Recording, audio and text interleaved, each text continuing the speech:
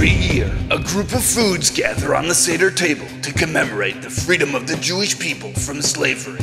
This year, 3 of those items will compete against each other in what can only be described as a glorified popularity contest. I'm Matzah, and I think my greatest strength is probably my humility. I know it doesn't sound very humble of me to say that about myself, but I don't think I could be arrogant if I tried. Look at me, I'm barely three-dimensional. I'm the bitter herb, and I am bitter. I'm a horseradish, and I'm bitter about oppression, and I'm bitter about slavery, and I'm also still extremely bitter about some childhood baggage, but mostly the oppression thing. Hey, we're the 4 Cups of Wine. Woo! We stand for freedom! Freedom! And liberty! Woo! Liberty! I'm bitter that my teachers insisted on fitting me into a mold rather than fostering my talents. I guess, though, since my main talent is being bitter, they did kind of foster that, so good for you. I'm still bitter. I had a short childhood, shorter than most, I think, under 18 minutes, to be precise. And then I just had to grow up quick. I was hardened, I think, by the harsh realities of the world, and then by the Matzah oven. We represent freedom, and as our first act as representatives of freedom at the Seder table, we are going to tell you to take it easy. When you drink each one of us, we want you to lean back and enjoy the freedom. Woo!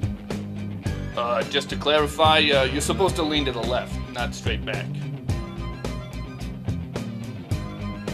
Woo! I work hard not to leaven. I'm what's called a shmura matzah, which means my entire development has been carefully guarded from the very beginning to make sure no possible unwanted contact with water and subsequent leavening could ever occur. I also do sit-ups. I know matzah has this kind of celebrity status, the instant recognition, but when I'm out there on the Seder plate, I get results. I get real reactions. I often make people cry. Does matzah do that? No. As I mentioned before, I think my real strength is my humility. I hope in that sense I can really help people experience Passover by inspiring them to search within themselves and find the humility necessary to become truly free. Of course, I try to use my bitterness as a constructive force, to be aware of the hardships of the past and the mistakes I've made so I can push forward and make things better for the future. So I can be a better herb. You see what I did there? Why aren't you laughing? That makes me bitter.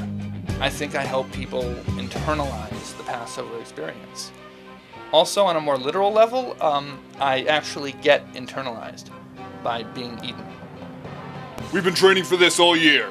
All right, boys. 1, 2, 3, lean! Good form, boys. We're gonna win this thing! Woo! This Passover, your Seder will be the playing field. Which of these foodstuffs will inspire you the most and be crowned the Seder Plate Champion?